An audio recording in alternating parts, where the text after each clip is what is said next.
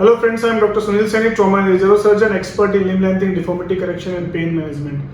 आज का जो हमारा टॉपिक है, कई बार वीडियोस में भी काफ़ी लोगों ने पूछा है, वैसे हमने इसके ऊपर वीडियो डाली भी थी और आज मैं इसको काफ़ी अच्छे तरीके से और एक्सप्लेन करने जा रहा हूँ कि फ्रोजन शोल्डर और जिसको हम पेरी अर्थराइटिक शोल्डर भी बोलते हैं, जो कि बहुत ही कॉमन समस्या है, स्पेशली डायबिटिक पेशेंट्स के अंदर ये बहुत ही कॉमन समस्या है। उसका क्या समाधान है और क्या सोल्यूशन है।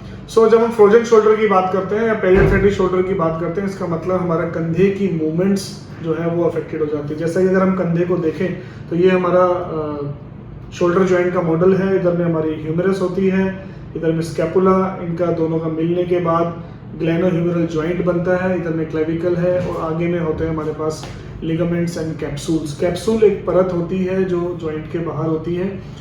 जब भी पेशेंट को पेरी अर्थराइटिक शोल्डर या फ्रोजन शोल्डर आपको कहा जाता है, डॉक्टर ने आपको कंधे में दर्द रहता है, उसके बाद आपकी मूवमेंट्स कम हो गई और आपने दिखाया, डॉक्टर ने लिखा है फ्रोजन शोल्डर, तो इसका मतलब होता है कि आपकी जो कैप्सूल लेयर है, जो कंधे के जोड़ की जो लेयर है परत, वो अंदर अंदर सूज जाती है, वो इन्फ्लेमेशन में आ जाती है। इन्फ्लेमेशन की वजह से मरीजों को तकलीफें आने स्टार्ट हो जाती है।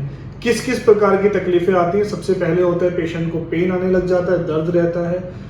कई बार पेशेंट बताते हैं कि दर्द कंधे के साथ साथ में वो अपने आर्म के सेंटर के अंदर बताते हैं कि यहाँ उनको किसी पेशेंट को ऐसे महसूस होता है कुछ गांठें हो रही है।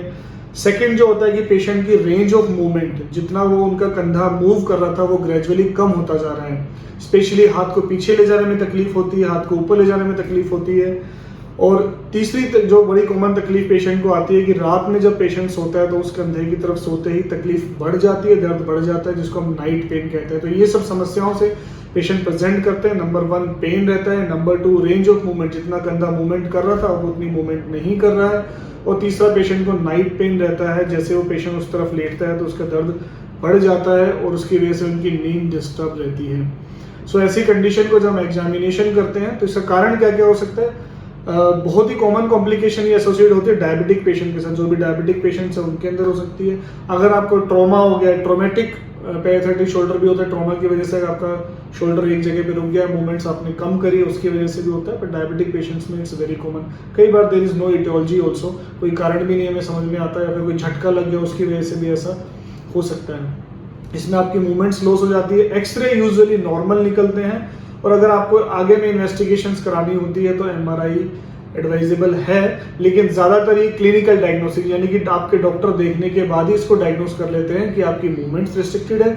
ग्लोबुलर रेंज ऑफ मूवमेंट, सारी की सारी मूवमेंट्स पेनफुल होगी, रिस्ट्रिक्टेड होगी, नाइट पेन रहेगा पेशेंट को, और ज़्यादातर पेशेंट के अंदर डायबिटीज़ या फिर ट्रॉमा की हिस्ट्री आती है। इसका ट्रीटमेंट कैसे होता है? ज़्यादातर हम इनिशियली कंजर्वेटिव ट्रीटमेंट जब करते हैं तो पेशेंट को एनाल्जेसिक्स यानी कि दर्द को कंट्रोल किया जाए, एंटी इन्फ्लेमेटरी मेडिकेशन दी जाए जिससे आपकी अंदर जोड़ के अंदर की सूजन कम हो, और इसके साथ में हम पेशेंट को देते हैं फिजियोथेरेपी।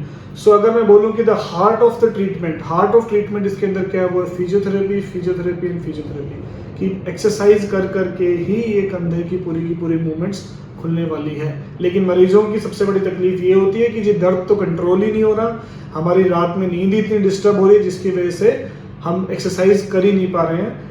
ऐसे में अगर एनाल्जेसिक्स देने के बाद इनिशियली आपने पेन किलर्स ली है, एंटी इन्फ्लेमेटरी ली है, उसके बाद भी अगर आपका दर्द कम नहीं होता है तो हम देते हैं पेशेंट को डीएससीबी इंजेक्शन।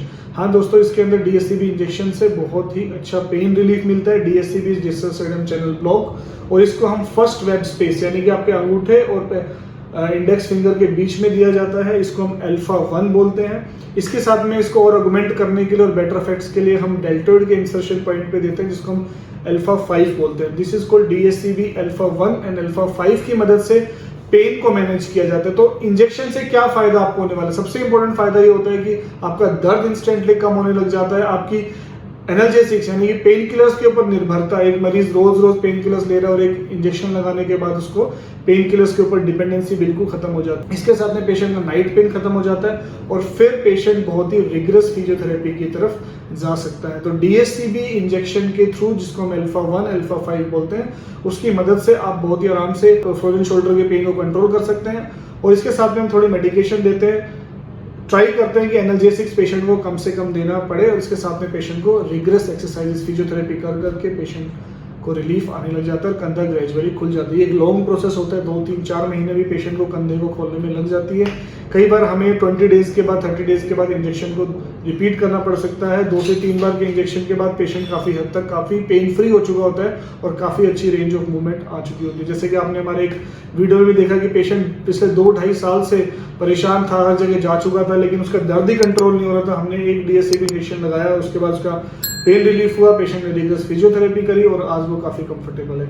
सो DSCP इंजेक्शन के थ्रू आप फ्रोजन शोल्डर का कंप्लीट इलाज पा सकते हैं। मेनली इसके अंदर हम पेन मैनेजमेंट करेंगे और उसके बाद पेशेंट को रिगरस फिजियोथेरेपी के लिए ले जाएंगे और साथ में जो भी इटियोलॉजी है, अगर आपको डायबिटीज है तो डायबिटीज को कंट्रोल करना बहुत ही जरूरी है। सो फ्रेंड्स, अगर आपको ऐसी कोई भी प्रॉब्लम है, आपको कंधे की प्रॉब्लम है, आपका फ्रोजन शोल्डर, आपके परिवार में किसी को ऐसी प्रॉब्लम है, तो नीचे दिए गए नंबर पर कॉन्टैक्ट कर सकते हैं। आप हमें अपनी क्वेरीज भेज सकते हैं, हमारी टीम आपको रिप्लाई करेगी। मिलती रहे, अगर आपकी कोई क्वेरी है तो नीचे डिस्क्रिप्शन में जाके आप वीडियोस देख सकते हैं और आगे भी आपको ऐसी हेल्थ टिप्स मिलती रहे, इसके लिए हमारा चैनल सब्सक्राइब करना ना भूलें।